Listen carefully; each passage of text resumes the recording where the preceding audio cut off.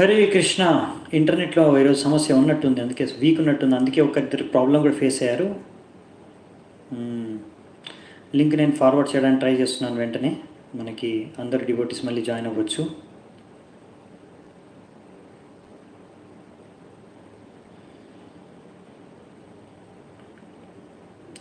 హరే కృష్ణ.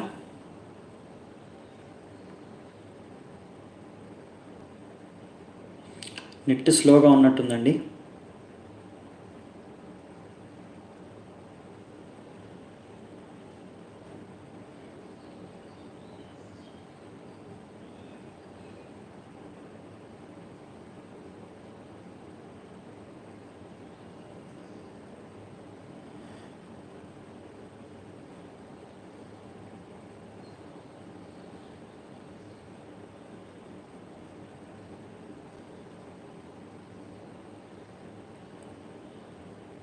హరే కృష్ణ. నేను నెట్ కొంచెం స్లోగా ఉండి కట్ అయినట్టుంది, అందుకే కొత్త లింక్ క్రియేట్ చేసి ఇప్పుడు మన వాట్సాప్ గ్రూప్లో షేర్ చేశాను.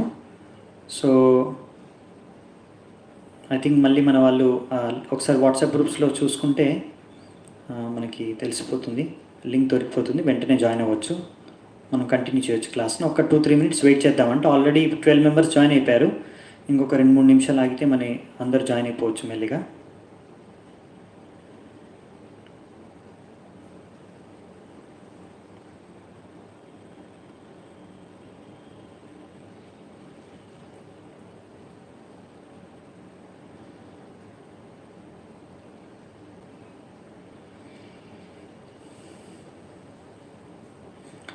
ఓకే, మన డివోటీస్ అందరు జాయిన్ అయిపోతున్నారు, అంటే లింక్ దొరికిపోయింది, అందరు లింక్ చూసుకున్నారనమాట.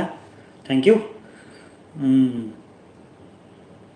ఓకే, ఇంతకుముందు ఏదో ఇంటర్నెట్ ప్రాబ్లం ఉండేనండి, ఇప్పుడు మళ్ళీ నేను చూశాను, ఇప్పుడు కనెక్షన్ బాగానే ఉంది. సో ఐ థింక్ ఇప్పుడు క్లియర్గా రావాల్సిందే. సారీ, అందుకే 2-3 డివోటీస్కి ప్రాబ్లం అయింది.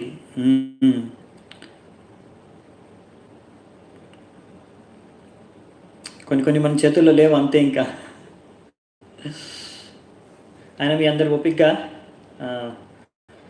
ఇలాంటి అడ్జస్ట్మెంట్ని సహాయిస్తున్నందుకు చాలా చాలా థ్యాంక్స్. ఓకే, మనం మెల్లిగా స్టార్ట్ చేద్దామంట.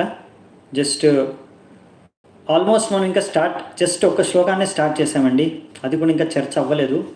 అది ఈ లింక్ బ్రేక్ అయింది. నేనేం చేస్తానంటే, మీరు ఆ ఒక్క శ్లోకం కోసం దాన్ని 2 పార్ట్స్గా చేయడం బాగోదు. నేను ఇక్కడ ఫస్ట్ శ్లోకాన్ని మళ్ళీ ఒకసారి రిసైట్ చేసేసి దీన్ని మళ్ళీ చర్చించుకుంటూ వెళ్ళిపోదాం, ఎందుకంటే ఒక 2-3 మినిట్సే లాస్ అవుతుంది. సో ఐ థింక్ మన డివోటీస్ 37 డివోటీస్ నాకు కనిపిస్తున్నారు, ఇంకా జాయిన్ అయి ఉంటారు. నెట్లో కొంచెం అప్డేట్ అవ్వడానికి టైం పడుతుంది కనుక. ఓకేనండి, మనము ఏం చేద్దామంటే మళ్ళీ ఫస్ట్ శ్లోకం నేను రిసైట్ చేసుకొని ఫస్ట్ నుంచే స్టార్ట్ చేస్తాను. ఓకే, సో దట్ ఇంకా మన వాళ్ళు వచ్చే వరకు కవర్ అయిపోతుంది వాళ్ళకు కూడా. ఓకే, ఫస్ట్ శ్లోకం నుంచి చెప్తున్నాను నేను. శ్రీ భగవానువాచ అనాశ్రిత కర్మఫలం కార్యం కర్మ కరోతి యః స సన్యాసీ చ యోగీ చ న నిరగ్నిర్న చాక్రియః. సో ఇక్కడ ఏం చెప్తున్నారంటే భగవంతుడు, ఎలాగైతే ఒక వ్యక్తి అనాశ్రిత కర్మఫలం, కర్మఫలాల్ని ఆశించకుండా, వాటి పట్ల ఆసక్తి లేకుండా ఎవరైతే కార్యకర్మ కరోతి యః, కార్యకర్మాలను చేసుకుంటూ వెళ్ళిపోతాడో ఆ వ్యక్తి సన్యాసి చ యోగి చ, అసలైన సన్యాసి, అసలైన యోగి. అంతేకాని న నిరాగ్నిర్ న చాక్రియ, ఏ క్రియలు అంటే ఏ పనులు చేయకుండా, అంటే ఒక అగ్నిని కూడా, అంటే మనము ఏ పని చేయాలన్నా అని అగ్ని వెలిగించాల్సి వస్తుందంట, యజ్ఞాలు చేయాలన్నా, వంట చేయాలన్నా, ఏం చేయాలన్నా. సో ఏ అగ్ని కూడా వెలిగించకుండా, అంటే ఏ కార్యము చేయకుండా, చిన్న కార్యం కూడా చేయకుండా ఊరికే కూర్చున్నారనుకోండి, లేకపోతే ఏ కార్యాలకి, అన్ని కార్యాలకి కర్మల నుంచే సన్యాసం తీసుకున్నారనుకోండి, అప్పుడు అది అసలైన సన్యాసం కాదు అనే విషయాన్ని ఇక్కడ మనకి కృష్ణుడు చెప్తున్నాడు. అంటే అసలైన సన్యాసి అంటే ఎవరు అని ఇక్కడ విషయాన్ని కృష్ణుడు బోధిస్తున్నాడు అనమాట. సో మనము ఎప్పుడైతే నేను చెప్పుకున్నాను కదా, ఈ కర్మలు త్యాగం చేస్తే దాన్ని నిష్కామ అంటాం, నిష్కామ కర్మలు అంటాం. కానీ నిష్కామ కర్మలు త్యాగం చేయం, ఫలం త్యాగం చేయమండి. మనం ఆ ఫలాల్ని ఒకవేళ ఓన్లీ త్యాగం చేసేసామనుకోండి ఆశించకుండా, అది నిష్కామ కర్మ అయిపోతుంది అనమాట. కానీ అక్కడి నుంచి మనం దాన్ని భగవంతుడికి అర్పిస్తే అప్పుడు అది భక్తి యోగగా మారిపోతుంది, అదనమాట. సో మనం ఇంతకుముందు చూసుకున్నాం కదా, కర్మయోగ ఇవన్నీ చర్చించుకున్నాము. అలా కృష్ణుడు కూడా చెప్పాడు, ఎప్పుడైతే మీరు అవన్నీ నాకు యుక్తం చేస్తారో అప్పుడు అది దానికి పరిపూర్ణత అనేది చెందుతుందని. సో ఇక్కడ ఇంకొక ధ్యాన యోగలో ఏం చెప్తారంటే, ఇప్పుడు ఈ కర్మయోగ నుంచే మనం ఇంకో స్టెప్ ధ్యాన యోగ చేసుకొని కూడా భక్తి యోగకు వెళ్ళొచ్చు అనమాట. మనము ఫాలో అయ్యేదండి కలియుగంలో మనం డైరెక్ట్గా ఇప్పుడు మనకు చైతన్య మహాప్రభు ఇచ్చిన ప్రాసెస్ కానీ మన ఆచార్యులు ఇచ్చిన పద్ధతి ఏంటంటే, కలియుగంలో మనం డైరెక్ట్గా భక్తి చేసుకుంటాం. ఎందుకంటే మనం భాగవతంలో చర్చించుకున్నాం కదా, నారదుని వారు వ్యాసదేవుడు చెప్తారనమాట. సో ఇక్కడ కలియుగంలో వాళ్ళకి అల్ప ఆయుష్, అల్ప మేధస్సు, అల్ప శక్తి, ఇంకా ఇవన్నీ మంద భాగ్యులు.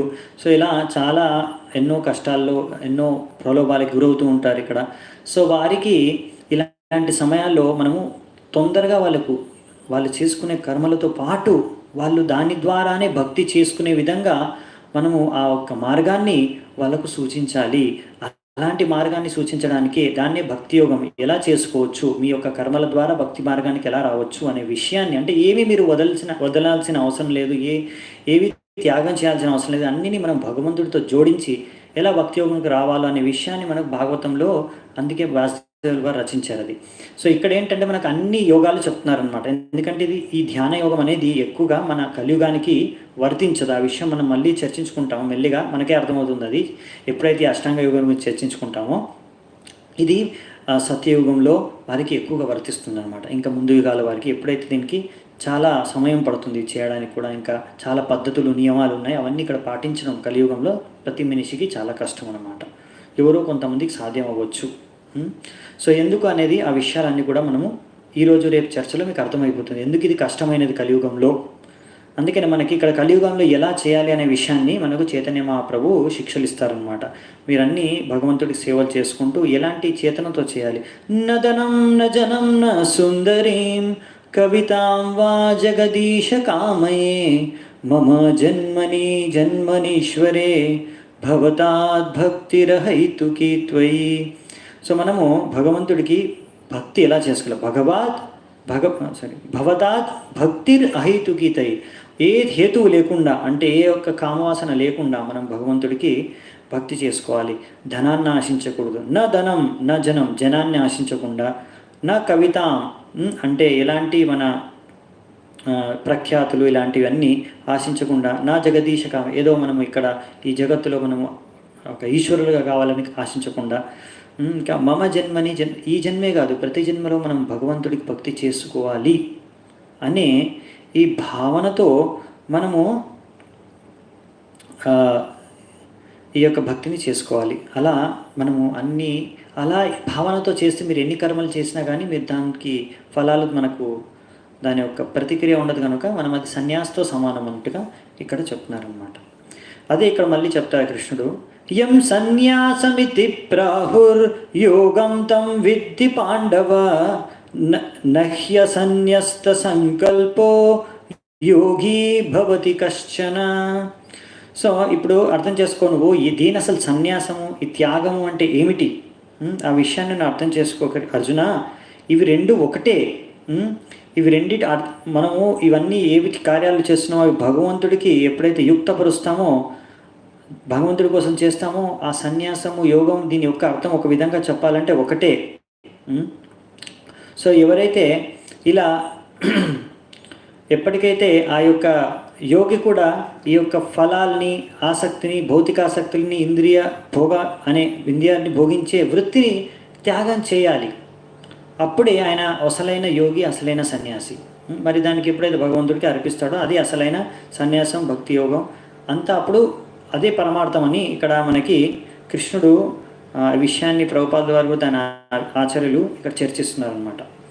ఇప్పుడు మనము ఈ అష్టాంగ యోగం గురించి చెప్తారు. ఎందుకంటే ఇది కర్మయోగము, దీనికి అష్టాంగ యోగంకి ఒక లింక్ ఉందన్నమాట. ఆ లింక్ ఏంటంటే, సంబంధం ఏంటంటే, ఇప్పుడు అది 3వ శ్లోకం నుంచి ఆ సంబంధాన్ని మనకి అర్థం చేపిస్తారు. సో ఈ అష్టాంగ యోగంలో కూడా 2 స్టేజెస్ ఉన్నాయి అనమాట. ఇప్పుడు ఇక్కడ స్టార్ట్ చేస్తున్నారు ఆ వర్డ్. ఫస్ట్ ఆరురుక్షోర్ అనేసి 3వ శ్లోకం స్టార్ట్ అవుతుంది. అది చూసుకొని మనం చర్చించుకున్నాం. ఆరురుక్షోర్మునేర్యోగం కర్మకారణముచ్యతే యోగారుడస్య తస్యైవ శమః కారణముచ్యతే. ఇక్కడ 2 స్టేజెస్ ఉన్నాయన్నమాట, అంటే 2 లెవెల్స్. అష్టాంగ యోగలో 2 లెవెల్స్, 2 స్టేజెస్ ఉన్నాయి. మొదటి స్టేజ్ వచ్చేసి ఆరురుక్షోర్, ఇంకోటి హైయెస్ట్ స్టేజ్ వచ్చేసి యోగారుడస్య. ఇలా 2 స్టేజ్లు ఉన్నాయంట. అయితే ఎవరైతే కొత్తగా ఇప్పుడిప్పుడే అష్టాంగ యోగం స్టార్ట్ చేయాలనుకుంటున్నారో, మొదలు పెట్టాలనుకుంటున్నారో, ఈ అష్టాంగ యోగం అంటే ఇందులో 8 అంగాలు ఉంటాయి. అవి అన్నీ చర్చించుకుందాం మనం ఈరోజు. ఆ 8 అంగాలు, ఆ 8 స్టెప్స్, 8 స్టేజెస్ అవి ఏమిటి అనేవి కూడా ఈరోజే చర్చించుకుందాము. సో ఇక్కడ మనం మొదటి స్టేజ్లో కర్మలు చేసుకుంటూ, ఇంకా కర్మలు త్యాగం చేయకూడదు ఇప్పుడే. అంటే నిష్కామ కర్మభావంతో ఎలా మీరు చేసుకుంటూ వచ్చారో ఆ నిష్కామ కర్మయోగ, ఆ నిష్కామ కర్మలు చేసుకుంటూనే ఇప్పుడు ఇది స్టార్ట్ చేయాలన్నమాట అష్టాంగ యోగ. ఈ ఫస్ట్ స్టేజ్లో ఎప్పుడైతే మీరు నిష్కామ కర్మలు ఇంకా త్యాగం చేయకుండా ఎప్పుడైతే మీరు ఈ యొక్క అష్టాంగ యోగాన్ని మొదలు పెడతారో ఇది ఫస్ట్ స్టేజ్ అనమాట. ఈ స్టేజ్నే ఇక్కడ మనకు కృష్ణుడు ఏమన్నా అంటే ఆరురుక్షోర్ మునేర్ యోగం, ఇది స్టార్టింగ్ అనమాట. ఆరురుక్షోర్ మునేర్ యోగం, ఆరురుక్ష స్టేజ్ అంటాం దీన్ని. ఈ ఆరురుక్ష స్టేజ్ని కొత్తలో అంటే స్టార్టింగ్ ప్రాథమిక స్టేజ్ అనమాట. ఇందులో ఏంటంటే మనం కర్మలు చేస్తూనే ఈ యొక్క అష్టాంగ యోగ పద్ధతిని మనం స్టార్ట్ చేస్తాం. అష్టాంగ యోగ పద్ధతి ఎలా స్టార్ట్ చేస్తాం అనేది మనం ఎన్ని స్టేజ్లు ఉన్నాయని చూద్దాము. సో ఇక్కడ ఎవరైతే ఇంకా ఉన్నతి చెందుతారో అప్పుడు ఉన్నతి చెందినప్పుడు ఏమవుతుందంటే ఇంక కర్మలు త్యాగం చేస్తారన్నమాట. అంటే ఇప్పుడు ఎందుకంటే అది కూడా చూద్దాము. ఎందుకు ఇప్పటివరకు అన్నారు కదా కర్మలు త్యాగాలు చేయాల్సిన అవసరం లేదని. కానీ ఈ ధ్యాన యుగంలో మీరు మొదటి చరమ స్థాయికి చేరుకోవాలి, ఫైనల్ స్టేజ్కి చేరుకోవాలి అంటే అక్కడ మీరు ఈ ధ్యాన యోగ పద్ధతిలో మీరు ఇంకా వేరే కర్మలు చేయడానికి కుదరదు.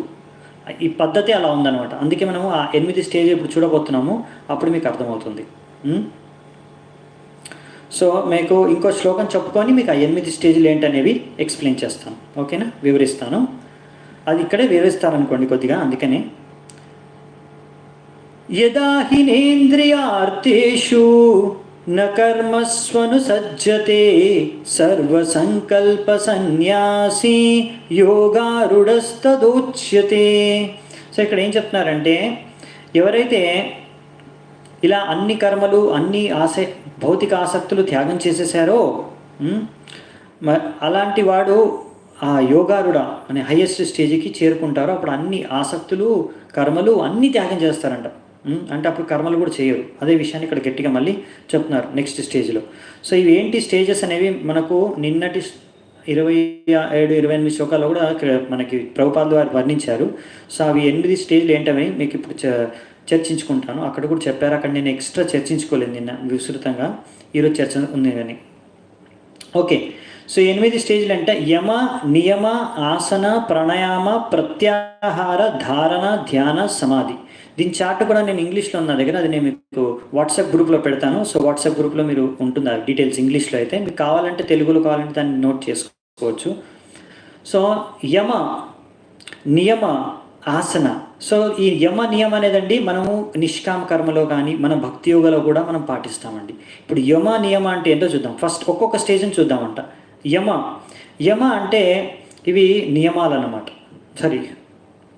నియమాల్లో 2 రకాలు ఉంటాయి, యమ, నియమ. ఇప్పుడు యమ అంటే ఏవైతే చేయకూడదో, నియమ అంటే ఏవైతే చేయాలో. అంతే కదండి. మనం కొన్ని విషయాలు ఏ యోగ పద్ధతిలో అయినా ఇది మినిమం అనమాట. మీరు ఏ పద్ధతి అయినా చేసుకోండి, నిష్కామ కర్మయోగ కానీ, జ్ఞానయోగ కానీ, భక్తి యోగ కానీ, అన్ని యోగాల్లో ఈ ఫస్ట్ 2 స్టేజెస్ అనేది కామన్, అందరూ పాటించాల్సిందే. యమ, నియమ అంటే కొన్ని నియమాలను అనుసరించాలి, కొన్ని పనులు చేయకూడదు, కొన్ని నీకు వర్జితం, ఇవి చేయకూడదు, ఇవి చేయాలి, ఇదన్నమాట. మనము ఎలాగైతే కృష్ణ భావనామృతంలో మనం ఏం చేస్తాం, ఏబిసిడి మనం చేయాలి. ఏబిసిడి అంటే ఏ అంటే అసోసియేషన్, ఒకసారి చెప్పాను, సత్సంగం. మరి బి అంటే మనం బుక్స్ రీడింగ్, ఇవన్నీ మనం ఎలాగైతే పుస్తకాలు ఉన్నాయో గీత, భాగవతం ఇలాంటివి చదవడం. సి అంటే చాంటింగ్, హరే కృష్ణ మహామంత్ర జపం చేయడం. డి అంటే డైట్, ప్రసాదం తీసుకోవడం, ఇలాంటివి అనమాట. సో ఇలాంటి జస్ట్ మీకు అర్థం చేసుకోవడానికి చెప్తాను. ఇంకా చాలా ఉన్నాయి మనం చేసుకోవడానికి, 4 ఇంపార్టెంట్గా చెప్తున్నాను నేను. సో ఇలా కొన్ని విషయాలు మనం చేయాలి. ఈ యొక్క భక్తి యోగలో కూడా మనం పురోగతి చెందాలంటే. అలాగే కొన్ని విషయాలు చేయకూడదు. మనకు 4 నియమాలు ఉన్నాయి కదా, 4 రెగ్యులేటివ్ ప్రిన్సిపల్స్. ద్యూతక్రియలు ఆడకూడదు, అవైద్య స్త్రీ సంఘం చేయకూడదు, మద్యపానం చేయకూడదు, ఇంకా మాంసాహారం భుజించకూడదు. ఇలా మనకి 4 నియమాలు ఉన్నాయి పాటించాల్సి. సో ఇవి యమ, ఈ నియమ అంటే ఏవైతే మనం చేయకూడదో వాటిని యమ అంటాము, ఏవైతే చెయ్యాలో వాటిని నియమ అంటాం అనమాట. ఇది శబ్దం దానికి. సో ఇవి రెండు మనము భక్తి యోగ కానీ, కర్మయోగ కానీ, నిష్కామ కర్మయోగ కానీ, ఇక్కడ అష్టాంగ యోగలో కూడా స్టార్టింగ్ ఇదే అనమాట. అందుకని ఇక్కడ లింక్ అనమాట ఇదే. నిష్కామ కర్మయోగకి ఇంకా అష్టాంగ యోగకి సంబంధం ఏంటంటే ఇక్కడ సంబంధం. ఇక్కడ నుంచి ఇంకా సంబంధం నుంచి ఇక్కడ మనకి నెక్స్ట్ స్టేజ్, 3వ స్టేజ్ వచ్చేసి ఆసన. మీకు అందరికీ తెలుసు అనుకుంటా, ఆసన ప్రాణాయామ అందరికి చాలామందికి తెలుసు. కానీ ఈ ఆసన అనేది అష్టాంగ యోగ, హఠయోగ, ధ్యాన యోగ ఇందులోనే 3వ అంగం. ఆసన అంటే మీరు కర్మలు చేసుకుంటూనే నిష్కామ కర్మన భావంతో అన్ని రకాల కర్మలు చేసుకుంటే ఈ ఆసనాలు వేయడం ఇంకా స్టార్ట్ చేస్తారన్నమాట. ఇవి ఆసనాలు అంటే ఒక రకమైన ఎక్సర్సైజెస్. అవునా, మనము రకరకాల ఆసనాలు ఉంటాయి. మీరు యోగా ఎవరైతే నేర్చుకుంటారో వాళ్ళందరికీ తెలుసు, చాలా ఆసనాలు ఉంటాయి. మీరు అట్లీస్ట్ వినే ఉంటారు. ఇవి మన శరీరం ద్వారా కొన్ని ఎక్సర్సైజెస్ ఎందుకు చేస్తామంటే ఇవన్నీ ఎక్సర్సైజెస్ కూడా మనము మన వాళ్ళు ఉన్న భౌతిక ఆసక్తులు వీటన్నిటిని తగ్గించుకొని మన యొక్క మనస్సుని ఇంకా ఇంద్రియాలని నియంత్రించుకోవడానికి, ఇంకా వాటిని శుద్ధపరచడానికి ఇవన్నీ హెల్ప్ చేస్తాయన్నమాట ఆసనాలు అనేవి. ఆసనాలు ఇంకా ప్రాణాయామం కూడా.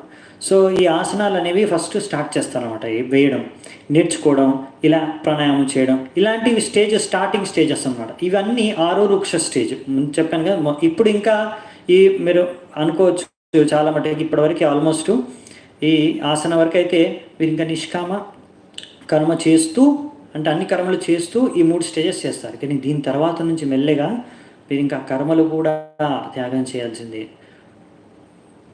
అది ఈ స్టేజ్లో మరి అంటే ఈ ధ్యాన యోగ పద్ధతిలో మరి అన్నీ చేయాల్సిందే. మీరు ఇంకా ఏం పనులు చేయలేరు. అంటే అన్నీ మీరు చేసే జాబ్ కానీ డ్యూటీ కానీ అన్నీ వదులుకోవాలి మెల్లిగా ధ్యాన యోగ చేయాలంటే ఇక్కడ నుంచి.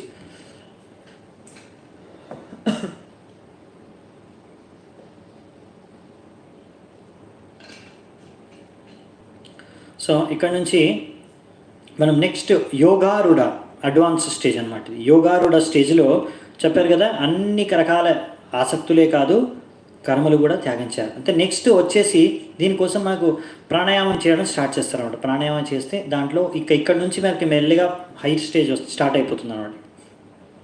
సో యోగారూఢ స్టేజ్లో ఇక్కడ నుంచి ఇంకా మన ప్రాణాయామ యాక్చువల్లీ ఆసన ప్రాణాయామ ఇవన్నీ చేస్తారు. ఎందుకంటే మీరు మనస్సుని ఇంకా ఇంద్రియాలని నిగ్రహించుకోవడానికి, మరియు మన యొక్క శరీరాన్ని శుద్ధపరచడానికి, హృదయాన్ని మనస్సుని అంతా శుద్ధపరచుకోవడానికి, నియంత్రించుకోవడానికి ఇవి చేస్తారు. అంతేగాని ఇప్పుడు మనకు బయట యోగా నేర్పిస్తారు కదా, చాలామంది వెళ్తారు యోగా నేర్చుకోవడానికి. యోగా ఎందుకంటే మన శరీరం బాగుంటుంది, ఆసనాలు ప్రాణాయామాలు నేర్చుకుంటే అప్పుడు అవన్నీ చేస్తే మనం హెల్త్ బాగుంటుంది అని.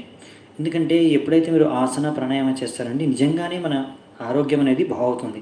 కానీ ఎందుకు అంటే మన మనస్సు శాంతిస్తుంది. అందరు యోగా చేశారనుకోండి, ధ్యానం చేస్తే కొంచెం శాంతి అనేది లభిస్తుందని.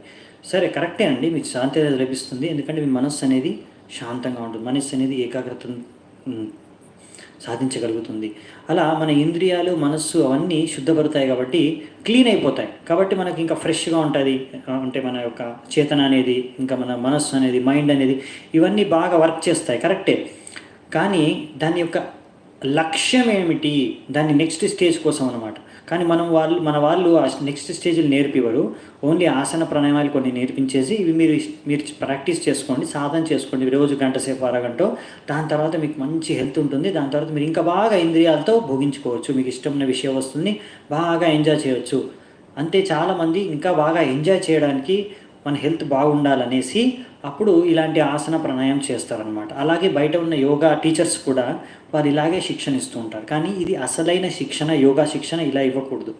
ఇక్కడ ఇచ్చారు భగవద్గీతలో. దీని యొక్క లక్ష్యము మనము ఇంద్రియాలను ఇంకా భోగించడానికి ఇవి ఉపయోగించకూడదు.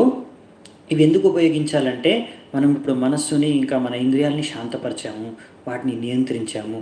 ఇప్పుడు మనము ఇంకా ఇప్పుడు ధ్యాన మార్గంలో అంటే ధ్యాన యోగలో నెక్స్ట్ స్టేజ్కి వెళ్తాం అనమాట. అదేంటంటే ప్రత్యాహార.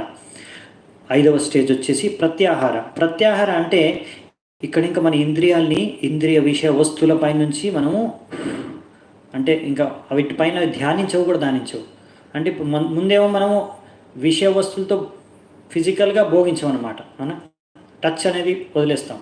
కానీ ఇప్పుడు మనసులో కూడా మనసు కూడా ఆ విషయ వస్తువుల పైన వెళ్ళదన్నమాట. దాన్ని మీరు ఇప్పుడు అంత కంట్రోల్లో వచ్చేసింది, మైండ్ కంట్రోల్. సో ఈ మైండ్ కంట్రోల్ అనేది మనకి చాలా ఇంపార్టెంట్. ఈ ధ్యాన మార్గంలో చాలా చాలా ఇంపార్టెంట్. ఇందులో ఈ విధంగా మైండ్ కంట్రోల్, మా మనస్సుని ఎలా నియంత్రించుకోవాలనే విషయాన్ని ఈ ధ్యాన యోగం నేర్పిస్తుంది. ఈ స్టేజెస్లో ఆసన ద్వారా, ప్రాణాయామం ద్వారా, ప్రత్యాహార స్పెసిఫికల్గా ఈ ముఖ్యంగా ఇక్కడ ఈ మన ఇంద్రియాన్ని ఈ విషయ వస్తువుల గురించి మనం ఇంకా అంటే ఇప్పుడు విషయ వస్తువుల పైన మన ఇంద్రియాలు వెళ్ళవు. ఇంకా అంటే మన ఆలోచన ఏ విషయ వస్తువు పైన వెళ్ళదు. అప్పుడు నెక్స్ట్ వచ్చేసి మరి ఎక్కడండి మనము దేనిపైన మన మనస్సుని ఇంద్రియాన్ని కేంద్రీకరించాలి, మన మనసుని ఎక్కడ ధ్యానించాలి అనేది నెక్స్ట్ స్టేజ్. అది 6వ స్టేజ్, ధారణ అంటారు దీన్ని, ధారణ స్టేజ్. ఈ ధారణ స్టేజ్లో ఈ యొక్క స్టేజ్లో మనము మన యొక్క మనస్సుని భగవంతుడి యొక్క రూపం పైన ధ్యానం చేస్తాం అన్నమాట. ఇప్పుడు మనం మనస్సుని భగవంతుడి పైన ధ్యానం చేయడానికి మనకు ఇవన్నీ ముందున్న 5 స్టేజెస్ మనం చేసేది. అప్పుడు అంటే ఈ ధ్యాన యోగ మార్గంలోనండి. సో ఇప్పుడు ఇంకా మీరు వేరే కర్మలు ఏవి చేయకూడదు. ఇప్పుడు అన్నీ ఇంకా వదిలేసారు. మీరు పనులు, మీ జాబు, బిజినెస్ అన్నీ వదిలేయాల్సిందే ఇది చేయాలంటే. సో అప్పుడు ఈ ధారణ, భగవంతుడి యొక్క రూపం వైపే రూపాన్ని మనం ధారణ చేస్తున్నాం అనమాట. సో దీని తర్వాత ఇలా ఎప్పుడైతే భగవంతుడి రూపం ఇప్పుడు మనం ట్రై చేస్తున్నాం ధ్యానం చేయడానికి, దాన్ని ధారణ అనమాట. మనం ఫిక్స్ చేయడానికి ట్రై చేస్తున్నాం అన్నమాట. ఇంకా ఫిక్స్ అవ్వలేదు, మనం ట్రై చేస్తున్నాం భగవంతుడి పైన మన మనస్సుని కేంద్రీకరించడానికి, అది ధారణ. దాని తర్వాత నెక్స్ట్ ఎప్పుడైతే మనం కేంద్రించగలుగుతామో అది ధ్యాన. ఇప్పుడు మనం ధ్యానం అనేది మొదలైందనమాట. ఇది ఇంకా హై స్టేజ్.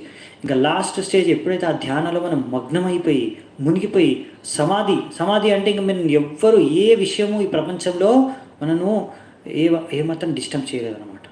ఇంకా మన యొక్క మొత్తం మనస్సు అనేది, ధ్యానం అనేది భగవంతుడి పైన ఎలా మునిగిపోయిందంటే, అందులో నిమగ్నం అయిపోయిందంటే ఇంకా మనకి ఏమీ ప్రపంచంలో అతీతంగా అయిపోతాం అన్నమాట, తెలియకుండా అయిపోతాం ఈ యొక్క ప్రకృతికి, ఈ యొక్క శరీరానికి, ఈ యొక్క మొత్తం లోకానికి. అప్పుడు దాన్ని సమాధి అంటారు. అది చాలా హై స్టేజ్, లాస్ట్ స్టేజ్. దీన్ని సమాధి అంటాం అన్నమాట. ఇది 8 స్టేజ్లు అండి. అందుకే నేను చెప్పాను కదా, ఇది ఒక దగ్గర కూర్చొని చేయాలన్నమాట. సో ఆ కూర్చోవడానికి పద్ధతులు ఉన్నాయి, ఎక్కడ కూర్చోవాలి దానికి చాలా నియమాలు ఉన్నాయి. అది మనం సిటీలో ఇంట్లో కూర్చొని చేసేది కాదు ఈ యొక్క ధ్యాన మార్గం అనేది. అందుకే మనం అది చూస్తాము, రేపు చర్చించుకుందాము. అందుకనే అన్నీ విన్న తర్వాత అర్జునుడు ఏమంటాడో చర్చించుకుందాము. మీరు అన్నీ ఇవి చేయాల్సిన అవసరం లేదు, మీరేం భయపడకండి. ఇవేంటి ప్రభుజీ ఇవన్నీ, ఇలా మనము జాబు బిజినెస్ అన్నీ వదిలేసి ఇలా చేయగలం, ఇవన్నీ మీరు జాబు బిజినెస్ లేకుండా ఇంట్లో కూర్చున్నా చేయలేరు, ఊరికి అన్నీ వదిలేసి కూడా. ఇది చాలా కష్టం అనమాట. అది అయినా కానీ మనకి తెలవాలి స్టేజ్ అంటే ఏంటనేది. మనకు అన్ని యోగ మార్గాలు తెలిస్తే అప్పుడు మనకు అర్థమవుతుంది మనం చేసే భక్తి యోగ మార్గం ఏమిటి, దాని యొక్క సంబంధం ఏమిటి, కర్మయోగతో, జ్ఞానయోగతో మరియు ఈ యొక్క ధ్యాన యోగతో ఈ భక్తి యోగకు ఉన్న సంబంధం ఏంది అనే విషయం మనకు అర్థమవుతుంది. ఇప్పుడు మనం చూసుకున్నాం కదా, ముందు కర్మకాండ అది బేసిక్, దాని తర్వాత కర్మయోగ తర్వాత మనం డైరెక్ట్ భక్తి యోగకి వెళ్ళిపోతున్నాం. అది మనం చేసే ప్రాక్టీస్ యాక్చువల్లీ చెప్పాలంటే. కానీ ఇది మామూలుగా ఈ పద్ధతి ద్వారా కూడా కొంతమంది జనాలు వెళ్తారనమాట. అంటే ముందు కర్మయోగ తర్వాత, నిష్కామ కర్మ తర్వాత ధ్యాన యోగ చేసి, ధ్యాన యోగ తర్వాత భక్తి యోగకు వెళ్తారనమాట. సో మనం ఏంటంటే డైరెక్ట్ భక్తి యోగ వెళ్తాం అంతే. ఫస్ట్ నుంచే మనం భక్తి యోగ నుంచే స్టార్ట్ చేస్తాం చెప్పాలంటే. సో మనం అందుకే కొంచెం షార్ట్ కట్ ప్రాసెస్ అనమాట కలియుగంలో మన కోసం నారదముని వారు, మన ఆచార్యులు ఇచ్చారు. సో ఇప్పుడు మనము నెక్స్ట్ శ్లోకానికి వెళ్దామంట. సో మనం చెప్పుకున్నాం కదా, ఈ యోగారూఢ స్టేజ్, అడ్వాన్స్ స్టేజ్కి వెళ్ళాలంటే మీకు మొత్తం మనస్సు పైన నియంత్రణ అనేది ఉండాలి. అప్పుడే మీరు ఈ ప్రత్యాహార, ధారణ, ధ్యాన, సమాధి వరకు వెళ్ళగలరు. దానికి ముఖ్యంగా ఈ ధ్యాన యోగలో ఫస్ట్ మీరు మనస్సుని నియంత్రించుకోవాలి. అది అన్నిటికన్నా కష్టమైన విషయం. ఎందుకంటే ధ్యాన యోగాలో మీరు ఏ కార్యాలు చేయకూడదు, అన్ని కార్యాలు వదిలిపెట్టి మనస్సుని నియంత్రించుకోవాలి.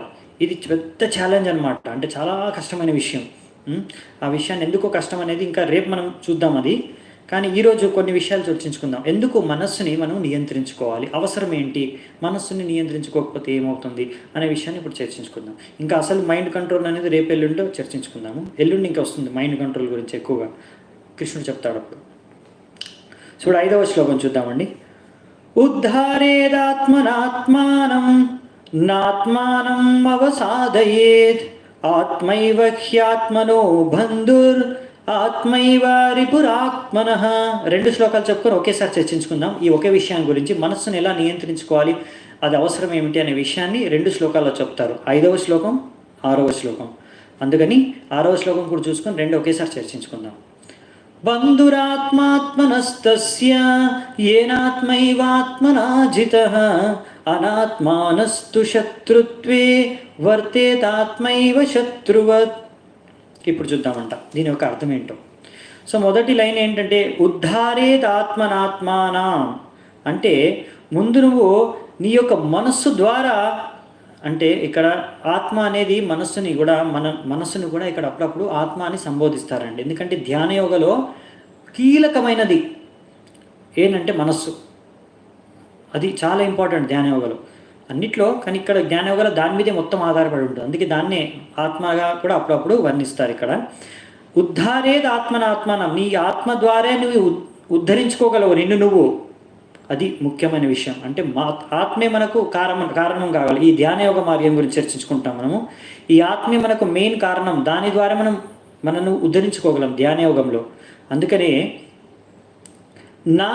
నాత్మానం అవసాదయేత్, అందుకే నువ్వు ఈ ఆత్మను నీ యొక్క అంటే ఈ యొక్క మనస్సుని ఈ ఇంద్రియాల ఈ విషవస్తుల పైన కేంద్రీకరించి దాన్ని దిగజార్చుకోకు, అంటే నియంత్రణ కోల్పోకు. ఎందుకంటే ఇది చాలా ముఖ్యం నీకు ధ్యానయోగంలో.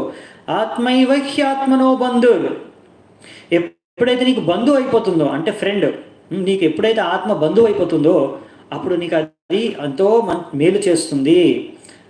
ఆత్మైవ హ్యాత్మనో బంధుర్ ఆత్మైవ రిపురాత్మన, అంటే నువ్వు ఎప్పుడైతే మనస్సును ముందు చర్చించుకుంది అంటే మనస్సును ఎప్పుడైతే నువ్వు నియంత్రించుకుంటావో అప్పుడు ఈ మనస్సు అనేది నీకు బంధువు అయిపోతుంది. ఎప్పుడు నువ్వు నియంత్రించుకోలేవో అప్పుడు అది నీ శత్రువుగా మారిపోతుంది. అందుకనే ఈ నియంత్రణ అనేది చాలా ముఖ్యం ధ్యానయోగంలో. నెక్స్ట్ శ్లోకంలో కూడా అదే విషయాన్ని మళ్ళీ చెప్తారు. బంధురాత్మాత్మనస్తస్య ఏనాత్మైవాత్మనా జితః. సో ఎవరైతే వ్యక్తి అందుకని తన మనస్సుని జయించాడో అంటే నియంత్రించుకోగలిగాడో అతనికి ఆ మనస్సు ఎంతో మంచి మిత్రుడుగా మారిపోతాడు. ఆ మనస్సు అనేది అతనికి ఎంతో మంచి మిత్రుడిగా మారిపోతాడు. అలాగే ఎవరైతే తన మనస్సుని నియంత్రించుకోలేకపోయారో ఆ మనస్సే అతనికి అన్నిటికన్నా పెద్ద శత్రువుగా మారుతుంది అని కృష్ణుడు ఇక్కడ అర్జునుడు చెప్తున్నాడు అనమాట. ఈ ధ్యాన యోగంలో అందుకనే మనస్సుని నియంత్రించడం అనేది చాలా చాలా చాలా ముఖ్యం. అది చేయకపోతే ఇంక ధ్యాన యోగంలో ఎప్పటికీ సమాధి అవస్థ వరకు వెళ్ళలేరు. అంటే మీరు ధ్యాన యోగం ఎప్పుడు సక్సెస్ఫుల్ అవ్వలేరు అనమాట. ఇప్పుడు మనకి ఒకవేళ సక్సెస్ మీరు అడిగారు అనుకోండి, మనం ధ్యాన యోగలో ఆ యోగారూఢ స్టేజ్లో చరమస్థాయికి వెళ్ళిపోతే మరి అలాంటి వ్యక్తులు ఎవరైతే ఆ పరిపూర్ణత అనేది సాధించారో విజయాన్ని, మరి అలాంటి వాళ్ళకి లక్షణాలు ఎలా ఉంటాయండి ఫస్ట్ అది తెలుసుకొని తర్వాత ఆ స్టేజ్లు ఎలా చేయాలో చూద్దాము అనుకుంటే ఇక్కడ కృష్ణుడు అందుకే ముందే చెప్పేస్తాడు. ఇప్పుడు ఇందులో ఓన్లీ లక్షణాలు ఉన్నాయండి, ఇవి ఎలా మనం ఇక్కడి వరకు వెళ్ళగలము అనే విషయాన్ని రేపు చర్చించుకుందాము. ఈరోజు ఓన్లీ లక్షణాలు చూద్దామంట. అంటే ఎవరైతే యోగారూఢ స్టేజ్లో పరిపూర్ణంగా ఆ యొక్క స్టేజ్ వరకు అడ్వాన్స్ స్టేజ్ వరకు వెళ్ళిన వాళ్ళకి ఎలాంటి లక్షణాలు ఉంటాయి, వాళ్ళు ఎలా ఉంటారు, వాళ్ళ యొక్క బిహేవియర్ లక్షణాలు ప్రవర్తన చెప్పుకున్నాము. ఫస్ట్ మినిమం క్వాలిఫికేషన్ ఏంటంటే అర్హత ఏంటంటే మనస్సుని నియంత్రించుకున్నాడు, అంటే మనస్సుని జయించిన వాడు. జితాత్మన ప్రశాంతస్య పరమాత్మా సమాహితః శీతోష్ణోషుక దుఃఖేషు తథా మానాపమానయోః జ్ఞాన విజ్ఞాన తృప్తాత్మా కూటస్థో విజితేంద్రియః యుక్త ఇత్యుచ్యతే యోగి సమాలోష్ట్రాశ్మ కాంచనాః. ఇంకో శ్లోకం కూడా ఉంది, మూడు ఒకేసారి చర్చించుకుందాము. ఒకే విషయం గురించి చెప్తున్నాయి, అందుకనే అంటే ఒకే విషయం అంటే అన్ని లక్షణాలే చెప్తున్నాయి అనమాట.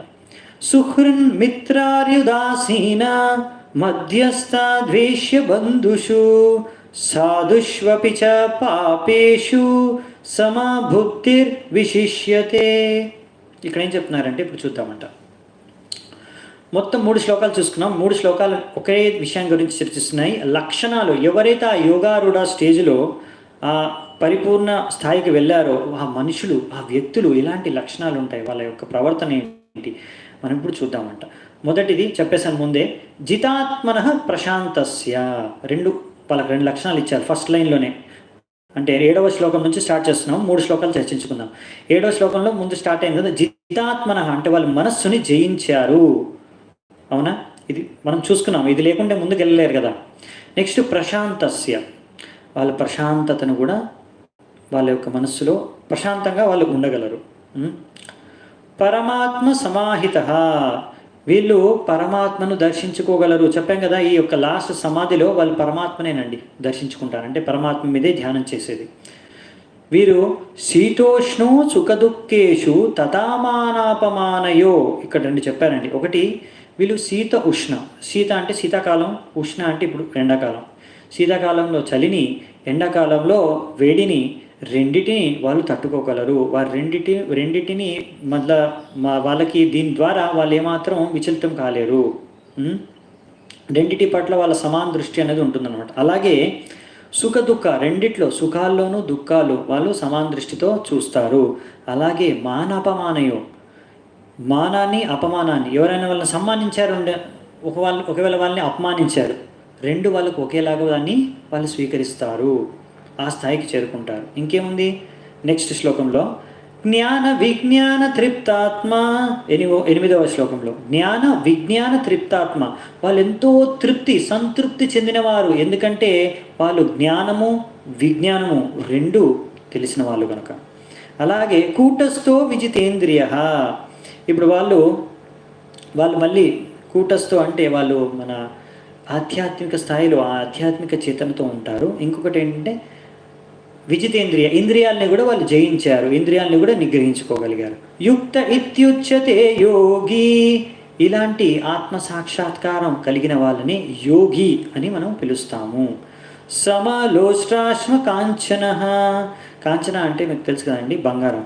సో సమలోష్ట్రాశ్మ అంటే ఒక రాళ్ళని, బంగారాన్ని ఒకే సమాన దృష్టితో చూడగలరంట. మరి మీకు అర్థం చేసుకోగలుగుతారా వీళ్ళని?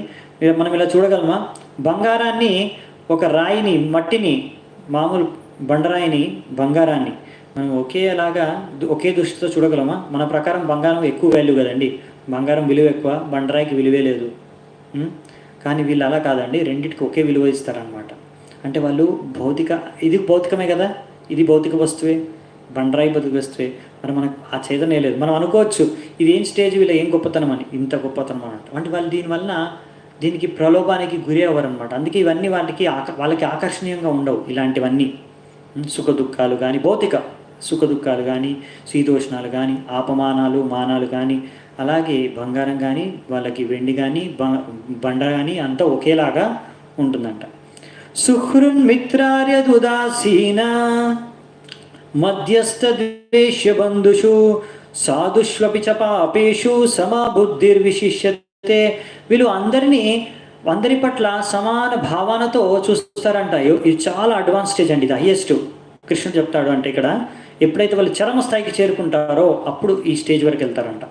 ఇది ఇలా అనిపిస్తుందంట వాళ్ళకి. ఏంటి అంటే వాళ్ళ యొక్క శ్రేయోభిలాషులే కానివ్వండి, వాళ్ళకు మేలు కోరేవారే కానివ్వండి, వాళ్ళ పట్ల ఏమాత్రం భావన లేని వాళ్ళే కానివ్వండి, మరియు కొంతమంది వాళ్ళ మీద ధ్యానం చేసే వాళ్ళే కానివ్వండి, లేకపోతే వాళ్ళ శత్రువులే కానివ్వండి, వాళ్ళ పట్ల అసూయ కలిగిన వాళ్ళు కానివ్వండి, వాళ్ళ యొక్క మిత్రులే కానివ్వండి, వాళ్ళ పట్ల పుణ్యాత్ములే కానివ్వండి, పాపాత్ములే కానివ్వండి, అందరినీ వాళ్ళు సమాన భావనతో దృష్టితో చూడగలరంట. ఇది అందుకే చరమ స్థాయి స్టేజ్ అనమాట. ఇది మనం అర్థం చేసుకోవడం చాలా కష్టం, ఎందుకంటే మనం ఆ స్థాయిలో లేము కనుక. సో ఇప్పుడు చెప్పేశారు కదా కృష్ణుడు ఆ స్థాయిలో ఉన్న వాళ్ళకి ఎలాంటి లక్షణాలు ఉంటాయో.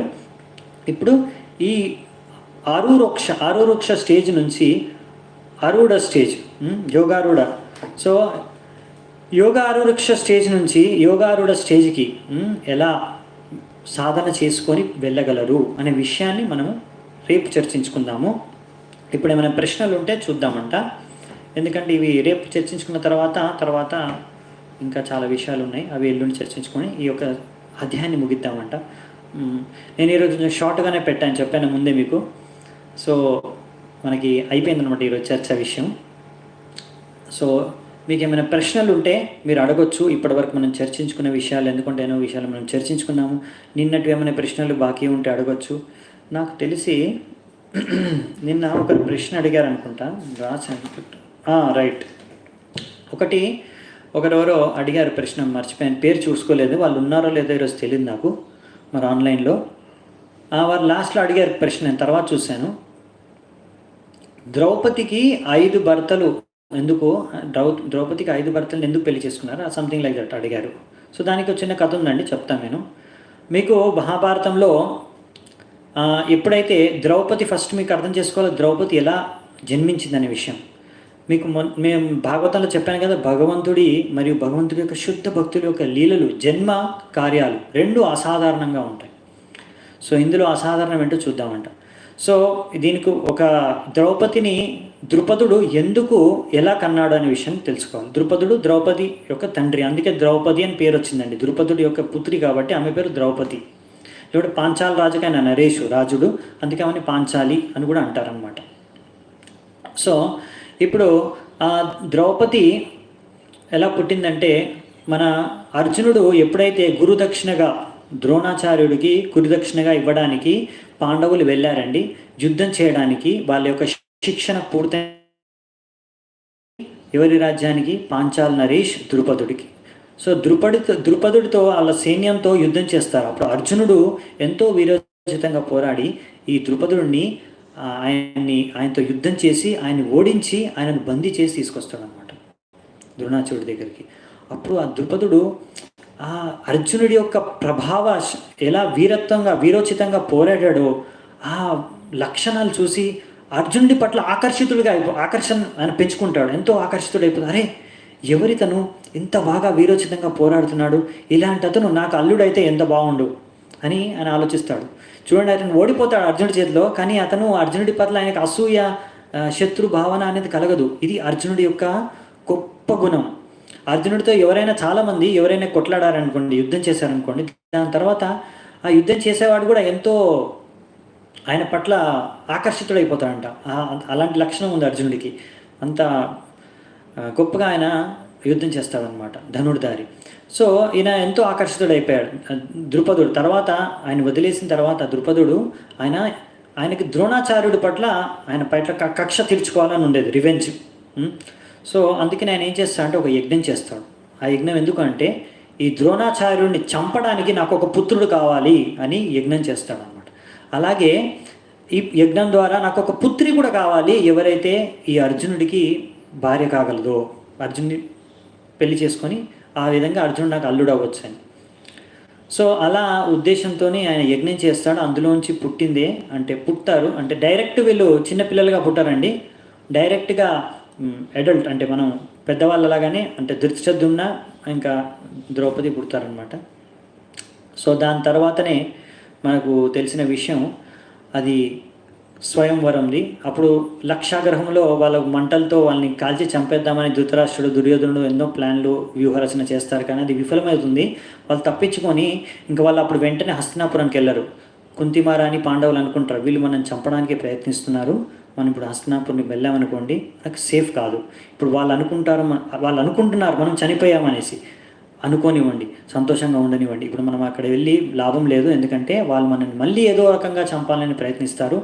దానికన్నా మనం బయట ఉండడమే మేలు. ఎక్కడైనా మనం అడవుల్లో ఉండొచ్చు, మనం ఎన్నో రోజులు అడవుల్లో ఉన్నాం కాబట్టి మనకేం రాజ్యాలు అవసరం లేదంటగా వాళ్ళు అడవుల్లోనే తిరుగుతూ ఉంటారనమాట. అలా వాళ్ళు కొన్ని రోజుల తర్వాత ఒక దగ్గర ఎప్పుడైతే ఉన్నారో అప్పుడు వ్యాసదేవుడు వాళ్ళని కలుస్తారు, చెప్తారు వాళ్ళకి ఇలా ఈ స్వయంవరం ఉంది, అక్కడ అటువైపు వెళ్ళడానికి అని సూచిస్తాడు. దాని తర్వాత వాళ్ళు అటువైపు వెళ్తారు. ఇంకొంత బ్రాహ్మణులు చెప్తారు, అంటే రండి అక్కడ స్వయంవరం నడుస్తుంది, అక్కడ వెళ్తారు వాళ్ళు. దాని తర్వాత అక్కడ స్వయంవరంలో అందరూ ఎంతోమంది యోద్ధాలు, అప్పుడు అలాంటి కాంపిటీషన్ పెడతారు కదా, అది కావాలనే ద్రుపదుడు అలాంటి ఒక పరీక్ష అనుకోండి కాంపిటీషన్ని పెడతారనమాట. ఎవరు ఆ యొక్క ఫిష్ తిరుగుతున్న చేపని నీటిలో చూసి దాన్ని గురిపెట్టి కొట్టగలరో బాణంని. సో అది ఆయనకు తెలుసు ఇది అర్జునుడు మాత్రమే చేయగలడు, ఇంకెవరు చేయలేరని. కానీ అప్పటికి న్యూస్ అన్ని చోట్ల వెళ్ళిపోయిందనమాట. ఈ పాండవులు అన్నవారు, పాండవులు కుంతిమారాని ఆ లక్షాగ్రహంలో అగ్నిలో ప్రమాదంలో చనిపోయారు అని. సో ఆయన పెడతాడనమాట. ఆయనకు ఒక నమ్మకం ఉండేది, ఎక్కడో పాండవులు అంత ఈజీగా చనిపోరని.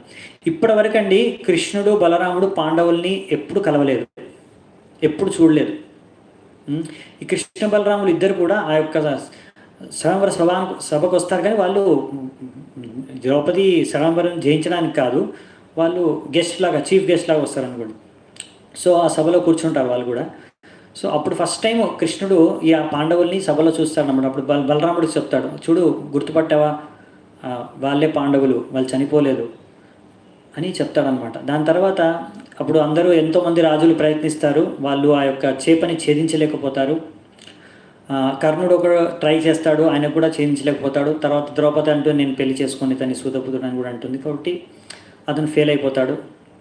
దాని తర్వాత ఎవరైనా ఇంకా బ్రాహ్మణుల్లో ఎవరైనా ఉన్నారా, మరి క్షత్రియులు ఎవరు లేరు అనేస్తే అప్పుడు అర్జునుడు ముందుకు వస్తాడనమాట. అర్జునుడు ముందుకు వచ్చి అప్పుడు అర్జునుడు ఆ యొక్క గురి కొట్టి ఆ చేపని గురి చూసి కొట్టి దానికి తగిలిన తర్వాత ఆయన గెలుస్తాడు. ఆ యొక్క ఏదైతే కాంపిటీషన్ ఉందో ఆ యొక్క కాంపిటీషన్లో ఆయన విజయం సాధిస్తాడు. అప్పుడు ఇంకా నియమం ప్రకారం ద్రౌపది కూడా ఆయన్ని వరిస్తుందన్నమాట. అప్పుడు అర్జునుడు ఆమెను పెళ్లి చేసుకొని కుటీరానికి పోతాడు. కుటీరానికి పోయినప్పుడు వాళ్ళు డైలీ భిక్షాటనకి వెళ్తారండి. బ్రాహ్మణుల రూపంలో వాళ్ళు తిరుగుతూ ఉంటారు, బ్రాహ్మణులు వేషం వేసుకొని, ఎవరికి తెలియకూడదు ఉన్నారని. వాళ్ళు ఒక కుటీరంలో ఉన్నప్పుడు ఆ కుటీరానికి వెళ్తారు. ఆయన బయట నుంచి వాళ్ళ అమ్మ లోపల ఉంది కుంతిమార అని అడుగుతారన్నమాట, అమ్మ నేను భిక్షం తీసుకొచ్చాను అని. అప్పుడు కుంతిమార అంటే మీరు 5గురు పంచుకోండి అని చెప్తుందనమాట. అప్పుడు అర్జున్ అంటాడు, కాదు నేను భిక్ష అంటే నేను ఒక ఇలా పెళ్లి చేసుకొని వచ్చాను అని ద్రౌపదిని అని చూపిస్తే అప్పుడు ఆమె ఉంటుంది, అదేంటి నాకు తెలీదు, నేను ఇలా చెప్పేశాను, మరి ఇలా నా నోట్లోంచి ఎందుకు వచ్చేసిందో అని అనుకుంటారు. వాళ్ళకి అర్థం కాదు ఏం చేయాలి అనేది. ఇప్పటివరకు ఎప్పుడు అలా జరగలేదు. వాళ్ళు యుధిష్ఠిరుడు కూడా అంటాడనమాట, నాకు ఎందుకో ఇందులో ఏదో సత్యం ఉన్నట్టుంది అనిపిస్తుంది మా అమ్మ చెప్పిన దాంట్లో అని వాళ్ళు ఆలోచిస్తూ ఉంటారు. దాని తర్వాత వేదవ్యాసులు కూడా దాన్ని చెప్తారనమాట. దాని తర్వాత వాళ్ళు ఆ రోజు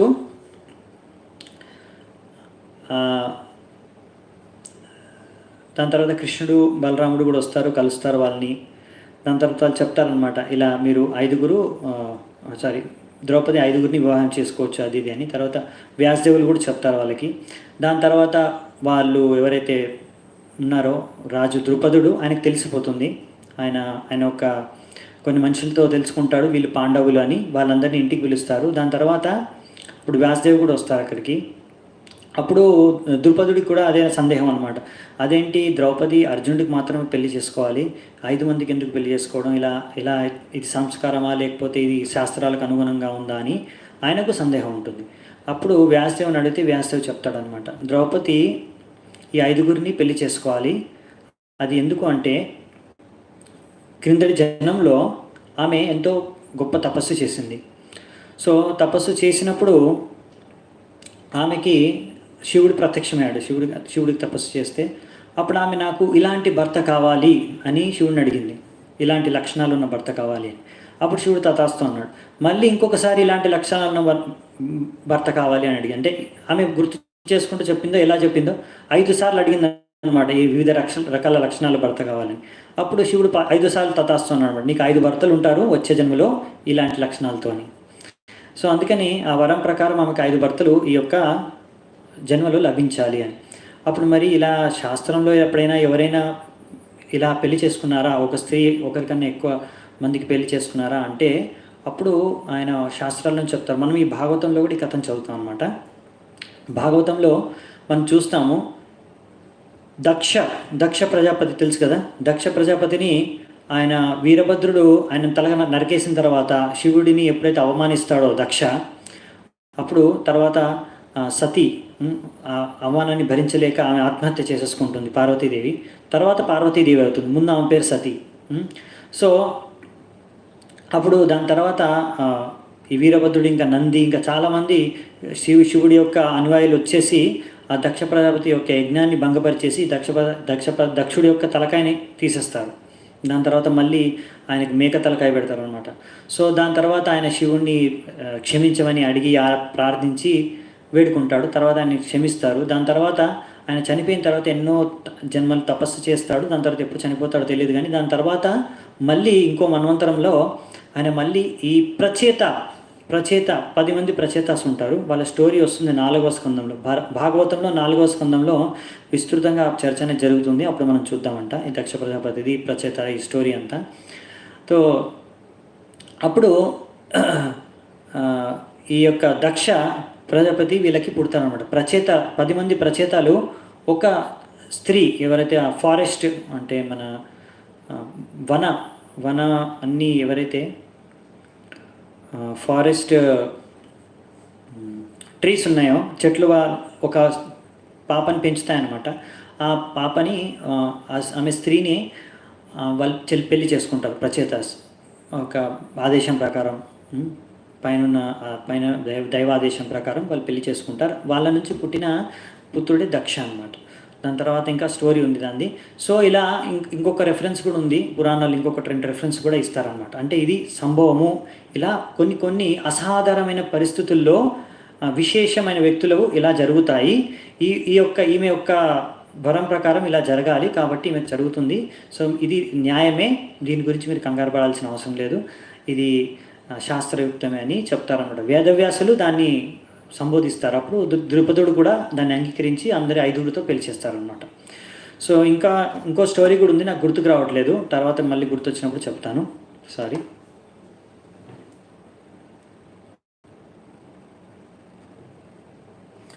ఆమె వనకన్య కానీ ఆమెకు ఒక పేరు కూడా ఉంది, నాకు ఇప్పుడు గుర్తుకులేదు, భాగవతంలో ఉంది ఆ పేరు. ఓకే, ఈరోజు సీతామాత యొక్క పుట్టినరోజు, జాహ్నవామాత పుట్టినరోజు, మరియు మధు పండిత్ గోస్వామి యొక్క ఐ థింక్ త్రిలోభావ తిథి అనుకుంటా ఈరోజు మధు పండిత్ది.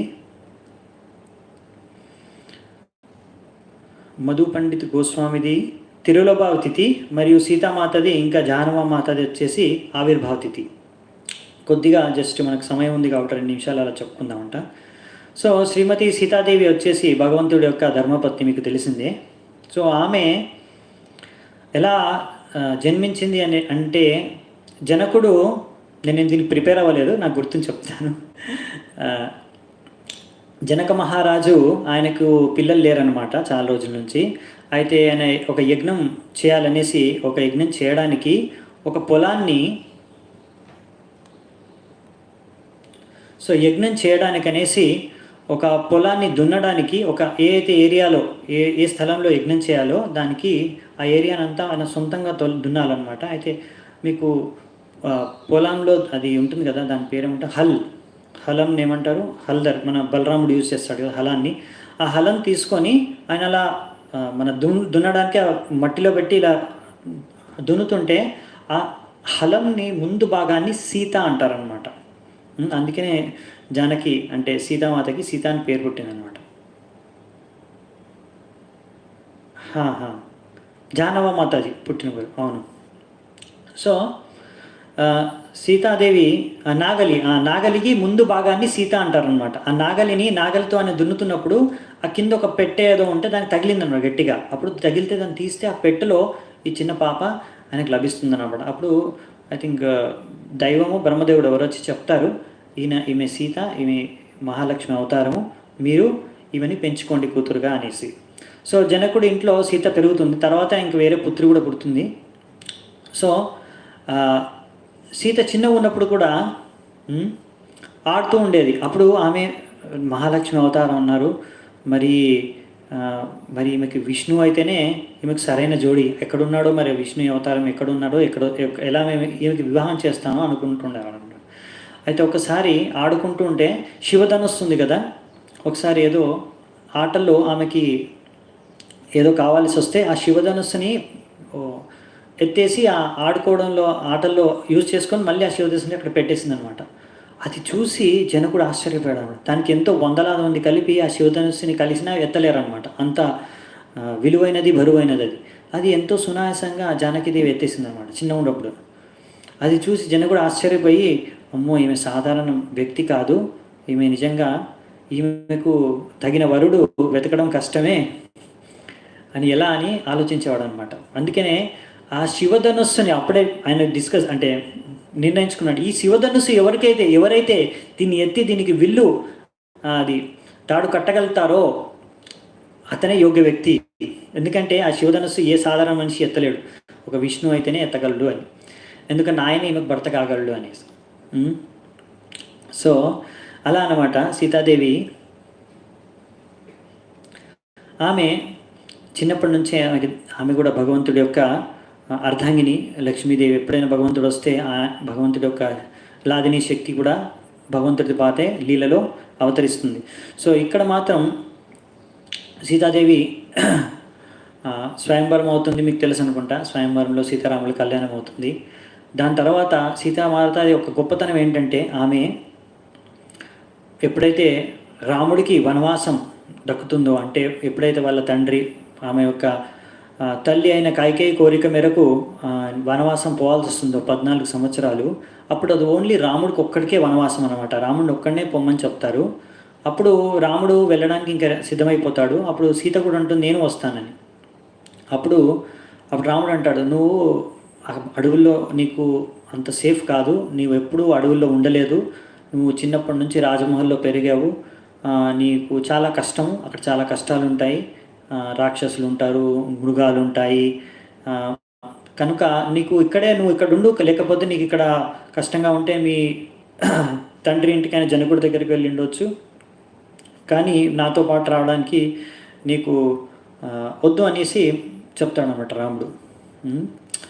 అప్పుడు సీత వాదిస్తుందన్నమాట, లేదు నేను వస్తాను, ఎక్కడ నా బతి ఉంటే నేను అక్కడే ఉంటాను, నాకు అంతనే సుఖం, నువ్వు కష్టాల్లో ఉన్నప్పుడు నేను కూడా భాగస్వామిగా ఉంటాను, నీకు నేనే కష్టాన్ని తీసుకురాను, ఎందుకంటే నన్ను రక్షించడానికి మీరు ఉన్నారు కదా, సో నాకు ఇంకేం కష్టం లేదు, మీరు మీకు ఇంకా నేను సేవ చేసుకోగలను, అలాగే ఇతను కలిసే వెళ్దామని నిర్ణయానికి వస్తుందన్నమాట.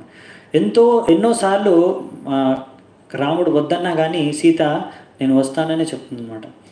అలా అంటే మనం సీత నుంచి ఎన్నో విషయాలు, సీతామాత నుంచి, సీతాదేవి నుంచి ఎన్నో విషయాలు మనము నేర్చుకోవచ్చు. అందులో ఒకటి ఏంటంటే, ఎలా ఒక పతివ్రత స్త్రీ ఒక భర్త పట్ల ఎలా ఆయన ఒక సుఖ దుఃఖాల్లో పాల్గొనాలి, ఎలా ఆయన వెంట ఎప్పుడు ఉండాలి అనే విషయాన్ని తెలియజేస్తుంది. ఇంకొక ఎక్కువసేపు చర్చించాను నేను, ఒక విషయం నేను చెప్తాను, ఆమె యొక్క ఎంత గొప్పతనం అనేది. రాముడు కూడా చాలా గొప్ప వ్యక్తిత్వం మనిషి. ఒక రాముడు ఎలా ఆదర్శ పురుషుడో అలాగే సీతాదేవి కూడా ఒక ఆదర్శ స్త్రీ. ఎందుకంటే ఆదర్శ పురుషుడికి సరైన జోడి ఉండాలి అంటే ఆదర్శ స్త్రీ, అది సీతాదేవి. రాముడు ఎన్నో కష్టాలు ఎదుర్కొంటే, రాముడు ఎన్నో త్యాగాలు చేస్తే వాటన్నిటిలో భాగస్వామ్యం, దానికి ఎన్నో రకాల కష్టాలు దానివలన సీతామాత తల్లికి కూడా పడాల్సి వచ్చిందనమాట. తో సీతామాత కూడా ఇలా ఈ విధంగా మనం చూస్తాము.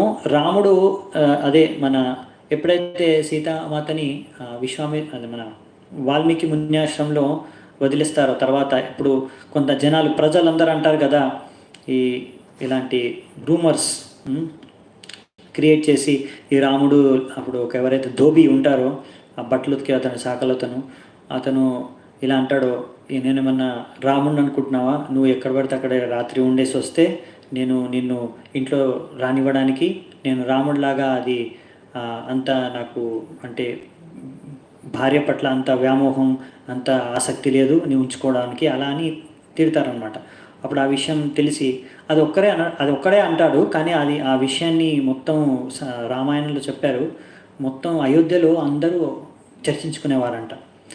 సో రాముడు అనుకుంటాడు, ఇలా అయోధ్యవాసులు నా మీదే గౌరవం లేకుంటే రాజు మీదే, ఇంకా రాజు యొక్క క్యారెక్టర్ ఆయన యొక్క వ్యక్తిత్వాన్ని ప్రశ్నగా శంకిస్తుంటే అప్పుడు చాలా అది మంచిది కాదు రాజ్యానికి, ప్రజలకి. నేను ఎలా రాజ్యం చేయగలను, ఒక రాజుగా నేను ఆదర్శంగా ఉండాలి, ప్రజలు నన్ను గౌరవించాలి, ఈరోజు కాకపోతే రేపైనా ప్రజలు ఈ విషయాన్ని అర్థం చేసుకుంటారు, ఏ రోజు అయితే అర్థం చేసుకుంటావారు ఆ రోజు వరకు నేను సీతమ్మ తల్లిని అక్కడ వాల్మీకి ఆశ్రమంలో ఉంచుతాననుకొని అక్కడ పంపిస్తాడనమాట లక్ష్మణుడి చేత. తర్వాత ఎప్పుడో చాలా రోజుల తర్వాత కూడా సీతమ్మ దేవి ఎప్పుడైతే లాస్ట్కి తర్వాత లవ్ కుష్ అంతా అయిపోయిన తర్వాత స్టోరీ తర్వాత ఆమె అనుకుంటుందన్నమాట, ఈ ప్రజల కోసం నన్ను ఇలా వదిలేయాల్సి వచ్చింది, ఆయన కూడా ఎంతో కష్టంగా అనుభవించాల్సి వస్తుంది. ఈ తర్వాత కూడా ఆమె అంటుంది, నేను తర్వాత రమ్మన్నా కానీ రాముడు అంటుంది, ఈ ప్రజలు ఎప్పుడు మారరు, వీళ్ళ మనస్తత్వం ఎప్పుడు మారరు, ఈరోజు ఇలా ఉంటారు మళ్ళీ ఇంకోసారి ఏదో ఒకటి అంటారు, కనుక నేను ఉన్నంతకాలం ఏదో ఒకటి అంటూ ఉంటారు, అందుకనే నా వలన మీకు కూడా కష్టం, నాకు కష్టం, అందరికీ సమస్య, అందుకనే నేను ఇంకా ఇక్కడ ఉండననేసి ఆమె తన యొక్క తల్లి అయిన ధరితి, ఆమె పుట్టింది ఇంకా భూమిలోనే కదా, ఆమె లభించింది జనకుడికి. సో మళ్ళీ భూమిలోకి భూదేవి దగ్గరికే వెళ్ళిపోతుంది అనమాట. సో చాలా ఉన్నాయి విషయాలు చర్చించుకోవడానికి. నేను జస్ట్ 2-3 పాయింట్స్ చెప్పాను. ఏదైనా స్పెసిఫిక్ ఏదైనా కావాలంటే అడిగితే నేను చర్చించవచ్చు. కానీ ఇంకా జాహ్నవ మాత వచ్చేసి ఆమె మన నిత్యానంద ప్రభు యొక్క ధర్మపత్ని. జాహ్నవి దేవి ఇంకా వసుధ ఇద్దరు, వాళ్ళిద్దరు అక్క చెల్లెళ్ళు. వాళ్ళిద్దరూ నిత్యానంద ప్రభు యొక్క భార్యలు. సో నిత్యానంద ప్రభు ఎలాగైతే బలరాముడు అవతారమో, బలరాముడుగా ఉన్నప్పుడు ఆయనకి ఇద్దరు భార్యలు అనమాట. ఒకరు మన అది రేవతి దేవి మరియు ఇంకొకరు వరుణి దేవి. సో ఎవరైతే రేవతి దేవి ఉన్నారో ఆమెనే రైవత పర్వతం యొక్క రాజు కుమార్తె రేవతీదేవి. రేవతీదేవి యొక్క అవతారమే ఈ రేవతీదేవి యొక్క అవతారమే ఈ జాహ్నవ మాత. సో జాహ్నవ మాత ఎంతో ముఖ్యమైన రోల్ ఏమంటాం భూమికని నిర్వర్తించింది మన యొక్క గౌడీ వైష్ణవ పరంపరలో. ఎప్పుడైతే చైతన్య మహాప్రభు, నిత్యానంద ప్రభు వీళ్ళందరూ కూడా అంతర్ధానం అయిపోయారంటే, వాళ్ళ భగవద్ధామానికి వెళ్ళిపోయారు, అప్పుడు జాహ్నవ మాతే అందరు వైష్ణవులకి, గౌడీ వైష్ణవులకి ఆమె గురువుగా ఉండి అందరికీ మార్గదర్శనం చేసింది అనమాట. ఎందుకంటే ఆమె అందరికన్నా సీనియర్ అప్పుడు. ఆమె నిత్యానంద ప్రభు ధర్మపత్ని, ఇంకా ఆమె అందరికన్నా వరిష్ఠ భక్తులు, ఇంకా ఆమె స్వయం లాదిని శక్తి యొక్క అంశమే కనుక సో ఆమె అందరికీ మార్గదర్శనం ఇచ్చేదన్నమాట. ఆమె ఒకప్పుడు గురువులాగా అనమాట మన గౌడీ వైష్ణవ పరంపరకి ఒక గురువు. సో అందుకనే మనము చూస్తాం అనమాట, వైష్ణవుల్లో అందరినీ మనము ఆదరిస్తాం. ఈరోజు సీతాదేవిని కూడా మరియు జాహ్నవమాతని కూడా మనము అదే రకంగా ఎంతో ఆదరపూర్వకంగా వాళ్ళని పూజిస్తాం. ఇంకొకటి ఈరోజు మధు పండిత్ గోస్వామి యొక్క త్రిలోభావ తిథి. సో మధు పండిత్ గోస్వామి త్రిలోభావ తిథి. మధు పండిత్ గోస్వామి కూడా చాలా గొప్ప ఆచార్యులు. ఆయన యొక్క విశేషత ఏంటంటే మన ఒక ముఖ్యమైన విగ్రహం ఏదైతే ఉందో రాధా గోపీనాథ్. మనకు 3 ముఖ్యమైన విగ్రహాలు అన్నమాట. సంబంధం, అభిధేయ, ప్రయోజనం కోసం. సంబంధం విగ్రహం వచ్చేసి మదన్ మోహన్, అలాగే అభిధేయ విగ్రహం వచ్చేసి రాధా గోవింద్. మళ్ళీ మన ప్రయోజన విగ్రహం వచ్చేసి భక్తి మార్గంలో రాధా గోపీనాథ్. ఈ రాధా గోపీనాథ్ విగ్రహాన్ని ఈయనకే అంటే మధు పండిత్ గోస్వామికే ఆయనకే దొరికిందనమాట. మన బృందావనంలో ఆయనే స్థాపించాడు ఆ మందిరాన్ని కూడా. ఆ బృందావనంలో ఉంది. ఆ మందిరం రాధా గోపీనాథ్ మందిరం దగ్గరే ఆయన సమాధి కూడా ఉందన్నమాట. సో ఇలా కొద్దిగా నేను చర్చించాను దీని గురించి. సో ఈ మధు పండిత్ వచ్చేసి గడాధర్ పండిత్ యొక్క శిష్యుడు అనమాట. మన చైతన్య మహాప్రభు పంచతత్వలో ఉన్నారు కదా, చైతన్య మహాప్రభు, నిత్యానంద ప్రభు, గడాధర్ పండిత్ ఎవరైతే రాధారాణి యొక్క ప్రతి రూపమే అవతారమే. ఆయన యొక్క శిష్యుడు అయిన మధు పండిత్ గోస్వామి.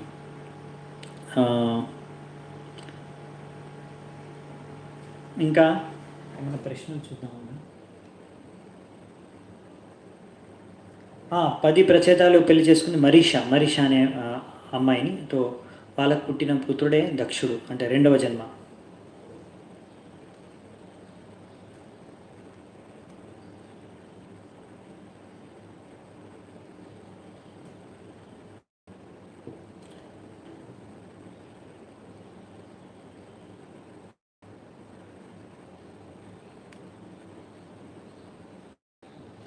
అది చెప్పాను కదండి, వితౌట్ హస్బెండ్ కాదండి.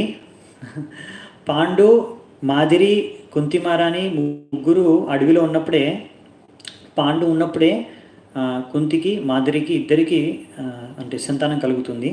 ఎందుకంటే కుంతి మహారాణి ఎప్పుడైతే చిన్న వయసులో ఉంటుందో, కుంతి భోజ రాజు దగ్గర పెరిగేటప్పుడు ఆమెకు చిన్న వయసు అంటే 13 ఏళ్ళు అలా ఉన్నప్పుడు, అలాంటి వయసులో ఉన్నప్పుడు అక్కడ దుర్వాసముని వాళ్ళ ఇంటికి వస్తారనమాట. అంటే వాళ్ళ ఇంటికంటే రాజమహల్కి, రాజు దగ్గరికి వస్తారు అతిథిగా. సో ఆ సమయంలో ఆయన ఎప్పుడైనా పెద్ద ఋషులు, సేజెస్ అంటే మునులు ఎవరైనా ఇలా పెద్ద తపస్విలు ఎవరైనా వస్తే మాత్రం రాజులు స్వయంగా వాళ్ళ మనుషులు అంటే ఎవరో పనోళ్ళని పెట్టకుండా వాళ్ళే స్వయంగా లేకపోతే వాళ్ళ కుటుంబ సభ్యుల ద్వారా వాళ్ళ పుత్రుల ద్వారా సేవలు చేసేవారు అనమాట. సో కుంతి మహారాణి కూడా అప్పుడు చిన్న వయసులో ఉన్నప్పుడు ఎన్నో సేవలు చేసింది అనమాట దుర్వాసమునికి, ప్రసాదం ఇవ్వడం అలాంటివి. సో ఆ దుర్వాసముని అక్కడి నుంచి ఎందుకంటే దుర్వాసముని ఏంటంటే ఒక్కసారి ఆయన కోపం వచ్చిందనుకోండి ఆయన శాపం పెట్టేస్తాడు వెంటనే. కానీ వెంటనే ప్రసన్నుడు కూడా అవ్వగలడు. ఒకవేళ ఆయన ప్రసన్నుడు అయ్యాడు అనుకోండి అప్పుడు వెంటనే ఆయన వరాలు కూడా ఇచ్చేస్తుంటాడు అనమాట. రెండు అంతే అనమాట. ఆయన వెంటనే కోపం వచ్చేస్తుంది దానికి వెంటనే వరాలు ఇచ్చేస్తుంటాడు ఆనందపడిపోతే. సో ఆయన ఎంతో సంతృష్టి పడతాడు అనమాట. కుంతి మహారాణి యొక్క అప్పుడు కుంతిదేవి చిన్న పాప ఉన్నప్పుడు ఆమె చేసిన సేవలకి ఎంతో ఆనందపడి ఆమెకు వరాలు ఇస్తాడనమాట. నువ్వు ఇలా ఏ దేవతను పిలిస్తే ఆమెకు మంత్రం ఇస్తాడు. ఈ మంత్రం ద్వారా నువ్వు ఏ దేవతనైనా ఆహ్వానించవచ్చు. ఆ దేవత ద్వారా నీకు సంతానం వల్ల సంతానం ప్రసాదిస్తారని. సో ఆమెకు ఆ వయసులో ఆమెకేం తెలీదు, చిన్న వయసులో. ఆమె ఇంకా ఆయన్ని ఏం అనలేము కూడా. ఆయన ఇచ్చినటువంటి వరం మీరు తీసుకోవాలంతే, ఇంకా గ్రహించాలంతే. సో ఆమె ఆ వరాన్ని గ్రహిస్తుంది ఆయన దగ్గర, ఇంకేం అడగదు. తర్వాత దుర్వాసన వెళ్ళిపోతాడు. దాని తర్వాత ఆ వరం అంటే ఆమెకు ఆ వయసులో ఒక ఇదనమాట, ఏంటి వరం అసలు ఇది పనిచేస్తుందా, ఈ మంత్రం పనిచేస్తుందా, సరే టెస్ట్ చేద్దాంలే అన్నట్టుగా ఆమె ఒకసారి సూర్యదేవుడిని చూసి సూర్యదేవుడిని పిలుస్తుంది అనమాట. ఆ మంత్రంతో ఆహ్వానిస్తే ఆ సూర్యదేవుడు వచ్చేసి ఆమెకు కర్ణునిచ్చి వెళ్ళిపోతాడు అనమాట. ఆమె వద్దంటుంది, నాకేమి ఇలా పుత్రుడిని ఇస్తాను కానీ నేనేం చేయలేను, మీరు పిలిస్తే నేను పుత్రుడిని ఇవ్వాల్సిందే తీసుకుని అనమాట. సో అలాగే అందుకే కర్ణుడి స్టోరీ మీకు తెలిసిందే. దాని తర్వాత ఎప్పుడైతే పాండురాజుకి శాపం తగులుతుందో ఇంకా నువ్వు ఎప్పుడూ సంతానాన్ని పొందలేవు, నువ్వు ఎప్పుడైతే నీ యొక్క భార్యతో సంగం చేస్తావో అప్పుడే నీ మృత్యు చెందుతుందని ఒక శాపం కలుగుతుంది ఒక ఋషి ద్వారా పాండు మహారాజుకి. సో అది తెలిసిన కుంతి మహారాణి పాండు అడుగుతాను అన్నట్టు, మరి ఎలా మనకి సంతానం కలగడం, మనకి ఇంకా సంతానం అవ్వలేదు కదా అంటే అప్పుడు కుంతి మహారాణి చెప్తున్నా, నాకు ఒక వరం ఉంది, ఆ వరం ద్వారా నేను దేవతల ద్వారా పుత్రుల్ని ప్రాప్తించుకోగలను అని. ఆ వరం ఉపయోగించి అంటే ఆ మంత్రాన్ని జపించి. అప్పుడు పాండు మహారాజు అంటారు, అది వెంటనే మరి నువ్వు ఆ మంత్రాన్ని జపించు అనేసి దానికి ఎన్నో తపస్సు చేయాల్సి వస్తుంది. తపస్సు చేస్తారు వాళ్ళు మంచి పుత్రులు రావాలనేసి. సో కుంతి మహారాణి ఇంకా పాండురాజు తపస్సు చేస్తారు. అది ఇంకొక సంవత్సరం ఏమో. తపస్సు చేసిన తర్వాత వాళ్ళు ఫస్ట్ పాండురాజు వాళ్ళు ఆలోచించుకొని ప్లాన్ చేసుకొని ఓకే ఫస్ట్ ఎవరిని పిలుద్దాం, ధర్మరాజుని పిలుద్దాం. ధర్మరాజు అంటే ఆయన అందరికన్నా మనం ముందు ధర్మాన్ని కదా, శత్రువులు అంటే ముందు ధర్మాన్ని రక్షించేవారు, అందుకే ముందు ధర్మాన్ని రక్షించేవాడు మనకు కావాలి. అందుకే ధర్మరాజుని పిలిస్తే ఆయన ధర్మాన్ని రక్షించే ధర్మపుత్రుడు కావాలి మనకని ధర్మరాజుని పిలిస్తే ధర్మరాజు పుత్రుడిని ఇస్తారనమాట. సో మహాభారతంలో ఇలా ఏమీ రాసిలేదు వాళ్ళు దేవతలతో సంఘం చేశారు, అలా ఏమీ కుంతిమారాని దేవతలతో సంఘం చేసినట్టుగా ఏం లేదు. వాళ్ళు దేవతలు వస్తారు, ప్రకటిస్తారు, వాళ్ళు కుంతిమారానికి పుత్రుడిని ఇచ్చేస్తారని ఇచ్చిందనమాట. అందుకనే వీళ్ళు అర్జునుడు ఇంద్రుడి పుత్రుడు, ఇంకా ధర్మరాజేమో దేవుడి పుత్రుడు, అలా అన్నమాట. సో ఇది ఇంకా అలాగే అందరూ దాని తర్వాత ధర్మరాజు తర్వాత వాళ్ళు ఇంకా ఆలోచిస్తారు. ఇంకో తర్వాత సంవత్సరం తపస్సు చేసిన తర్వాత ఎగ్జాక్ట్ టైం తెలియదు ఎన్ని రోజులు తపస్సు చేశారని, నేను అందాజగా చెప్తున్నాను, నాకు మళ్ళీ చెక్ చేయాలి దానికి రెఫరెన్స్. సో దాని తర్వాత వాళ్ళు అంటుంటారు, ధర్మము రక్షించాలంటే దానికి బలమైన ఒక వ్యక్తి కావాలి, దానికి ధర్మాన్ని ఒక సపోర్ట్, ధర్మం ఉండాలనుకో, దాన్ని రక్షించడానికి ఒక మంచి సపోర్ట్ ఉండాలి ఆయనకి, అప్పుడే ధర్మాన్ని ఆయన సరిగ్గా రక్షించగలడు, పాటించగలడు అని. సో అందుకనే ఒక మంచి బలమున్న వ్యక్తి అంటే వాయుదేవుడికి చాలా బలం కాబట్టి వాయుదేవుని పిలుస్తారు. అప్పుడు ఆయన భీముడిని ఇస్తాడనమాట.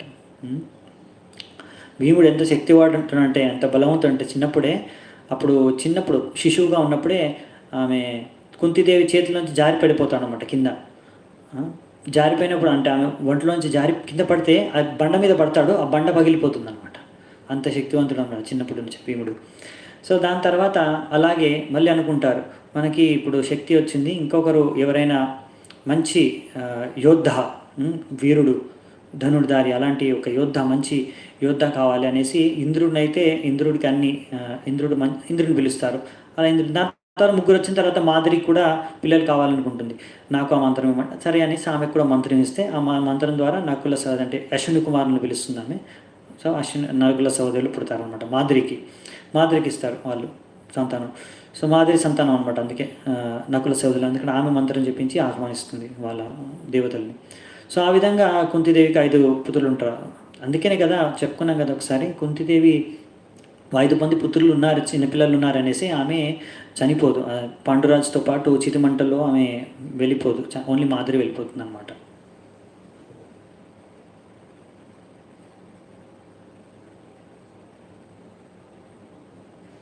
అందుకనే కుంతిమారాని మీకు ఈ విషయం తెలాలి. ఎందుకంటే ఎన్నో ఇవి మన ఇప్పుడు కలియుగంలో ఇవన్నీ సంభవం కాదు, కానీ ద్వాపర యుగం ముందు ఉన్న యుగాల్లో ఎన్నో విషయాలు, అంటే ఎన్నో ఇలాంటి అద్భుతాలు జరిగేవి. అప్పుడు దేవతలు కూడా ఇక్కడికి భూమి మీద వచ్చేవారు, పోయేవారు.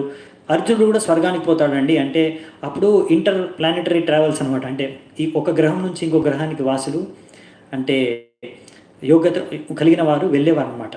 వాళ్ళకి మార్గాలు తెలుసు. అప్పుడు దేవతల మధ్యలో ఇంకా ప్రజలు, అంటే భూమి మీద ఉన్న మనుషుల మధ్యలో అంటే సంభాషణ ఇలాంటి అంటే జరిగేవన్నమాట. సో ఇంకొకటి ప్రశ్న అంతేనా, ఇంకేముందా?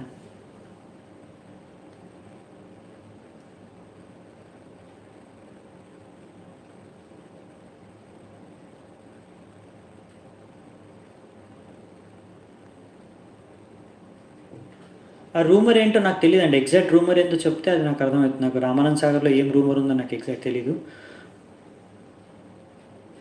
ఇంద్రియాలని ఎలా కంట్రోల్లో పెట్టుకోవాలి అదేనండి.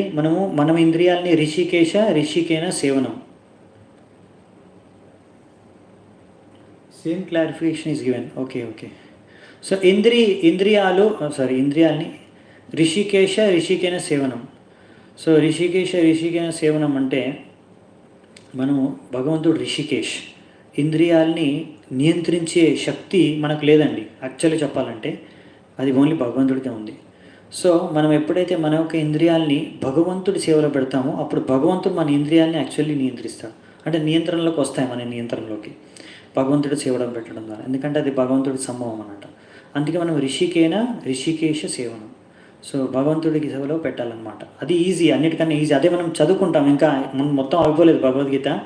అందుకని ఇప్పుడు మీరు అన్నట్టుగా ఇదే ప్రశ్న అర్జునుడు కూడా రేపు అడుగుతాడు అనమాట. అప్పుడు మనం చూద్దాం, రేపో లేకపోతే ఎల్లుండి ఈ విషయం ఇంకా విస్తృతంగా చర్చిస్తాం.